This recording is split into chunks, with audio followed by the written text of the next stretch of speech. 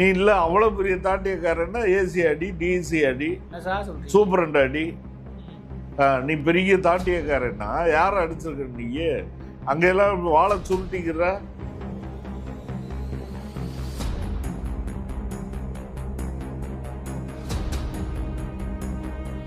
மன்னிப்பு கேளுன்னு உட்காடுறாங்கன்னு நீ இப்போ அங்கே உட்கார்ந்தையில அடித்தவன் நீ மன்னிப்பு கேட்குற வரைக்கும் நீ விட மாட்டேன்னு இப்போ ராம்நாட்டில் மரவர் பூரா உட்காந்து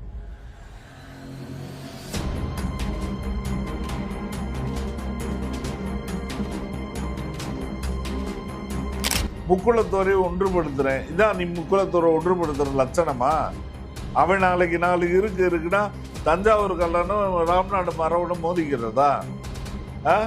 அவனுக்கு திருப்பி அடிக்க தெரியாதா? நாளைக்கு நீ அடுத்த வருஷம் வாடான்னு சொல்லி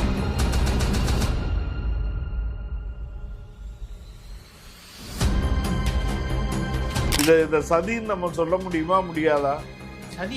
ஆமா, நீ தஞ்சாவூர் கல்லரு நீ வாட்டில் வந்து இங்க ஒரு மரவரை அடிச்சுக்கிட்டு இருக்க. இப்படி கிளம்புனா என்ன ஆகும்?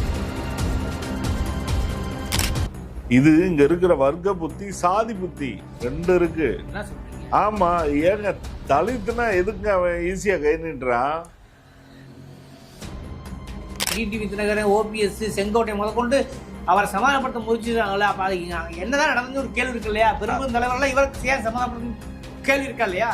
அதாவது பணக்காரன் குசு நாராதுன்றது மாதிரிதான். போனவன் பூரா அப்படி ஆளு.